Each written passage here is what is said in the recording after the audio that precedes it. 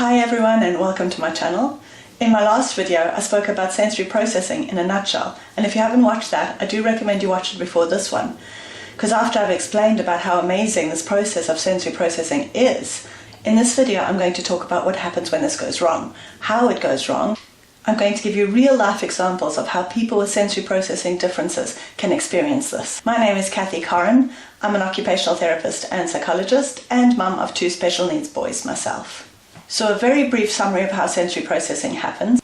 When sensory information reaches our brain decides to filter this either into information that we can ignore, information that's important to us, or information that puts us at risk or at danger. We then either immediately react to a danger situation, or our brain moves that information to the thinking parts of our brain so that we can make sense of the information. So this process can go wrong in any of these steps, and so we're going to start with the first step, the filter. When we misfile or misfilter information, we're going to put it into the wrong category, and then we're going to react differently to that information than if we put it into the correct category. For example, if we put irrelevant information into the pay attention category, this is going to split or divide our attention. So we're going to use examples of a child in a classroom to explore different ways that we can misfilter this information. So imagine, if you can, the child in the classroom. Classrooms are busy places. There's a lot of children in it, plus at least 1, sometimes 2 or 3 adults in the classroom. There's a lot going on. Children are shuffling their feet, moving their chairs, dropping pencils, opening books and rifling through pages, opening up their water bottles and having a drink, or even sneezing or coughing. At the top of the classroom, the teacher is talking, writing on the chalkboard, maybe even dropping her chalk or her eraser, and making noises of her own. These are noises that happen throughout the day, and most children will put these noises into their ignore drawer so that they don't have to pay any attention to them. So if our child, who's trying to listen to the teacher, puts some or all of these noises into their pay attention drawer, this means their attention is going to be split. They're only going to give part of their attention to concentrating on the teacher. The other part of the attention is going to be on making sense of what these other noises in the background are. What might happen is that our student might miss this information because they're concentrating on something else that's happening in the classroom. So they're either going to miss the correct page, or perhaps ask one of their peers what the page was, and hopefully not get into trouble by the teacher for talking during reading time. Now imagine if this is happening throughout the school day. There's all these small bits of information that the student might miss, like teachers giving instructions or teaching something new, or a worksheet that they're working on that they might miss a section on.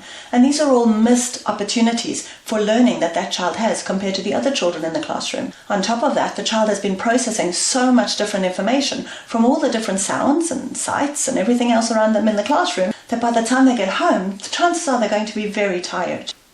Now let's imagine the filtering problem goes in the opposite direction. The child puts too much in his ignore drawer. Not only all those noises that happen in a normal classroom that we can ignore, but perhaps also something the teacher said, like which page to read, or a question on a worksheet, or an image on the board. That's other information that this child could potentially miss out on. I like to think of this like turning the radio down. We'll miss a lot of that information because we won't be tuning into it. And because our student has put this in the ignore drawer, his brain hasn't sent it to the thinking parts of his brain to make sense of. There are more missed learning opportunities for the student in the classroom. Now let's imagine our child puts something into the danger category. Sometimes we'll put things in the danger category that we shouldn't have, like when we get a fright when we walk into a room and did not expect to see someone in there. So for our child in the classroom, imagine he's putting some of the information into his danger category, like a student dropping his water bottle or his book, or the teacher starting to talk very suddenly out of the blue. If the student puts this in the danger category, they're going to have an immediate response to the environment in order to protect themselves. And that's going to, as we said in the previous video, put adrenaline running through their body, change the blood flow, and have more blood to the muscles, heart and lungs. So the student's going to breathe deeper, it's going to have an increased heart rate and a lot of tension in the muscles. Well, in a more mature adult nervous system, we're going to recognize this tension and use strategies to calm them. For example, we might choose some deep breathing, we might reprocess our thinking, or we might just take a break and get up and go to the toilet. We may still feel edgy, but we have self-control, so we can control our reactions to that. But unfortunately, children don't have such a mature reaction to a situation, and particularly if a child is processing a lot of information into the danger category on and off throughout the day, this is going to make the nervous system hyper-responsive to that information. So the child is going to be filled with all of this energy, this tension in their muscles, increased heart rate, increased rate of breathing, and they have to do something with this energy. And they've got a few choices to make with the energy. They may respond in the fight pattern, so they might shout, throw something, push their chair over, or perhaps push another student. They might choose to run out the room in the flight pattern. Or perhaps, even worse, they might choose to hold all of the stress in, which might be a more socially appropriate reaction at the time. But what we do know is that an increase of stress can actually damage the way our brain can function. So for these periods of time, the student cannot process anything that's happening around because they're trying to contain all of their reactions. They're trying to slow their heart rate, their breathing, their muscle tension. They're trying not to react in a way that they probably know is not an appropriate way to react. But their focus and attention is now on calming their stress, and it's not on learning or participating in the group or the play or whatever is happening around them.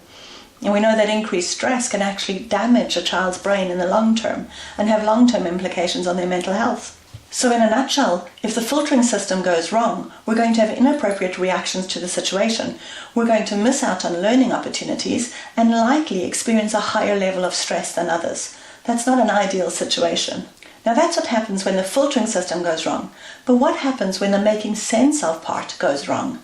Before I tell you that, can I remind you that liking this video helps it reach other families, and if you want, subscribe to my channel as well. Let's go back to our student in school who's now trying to write his words. For most students, the messages from their fingers, hand and arm will go up to their brain and back smoothly multiple times throughout that process. But when that system goes awry, it's a little bit like the wires being loose.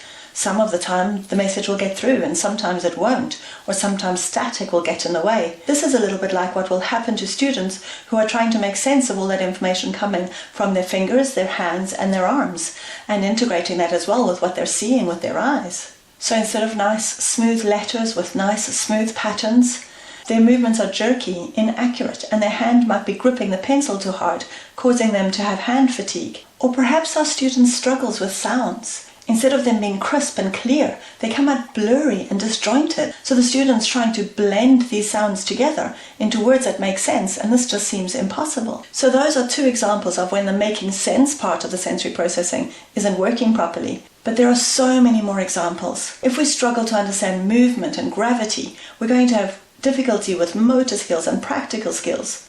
If our visual and sound systems don't make sense, we might have difficulty with reading skills, graphics, or spatial awareness. Our sound system can also impact our development of language skills, and our visual system can impact our social skills when we try to read nonverbal cues. In reality, everything we do every day can be affected by those faulty wires or the wires being loose.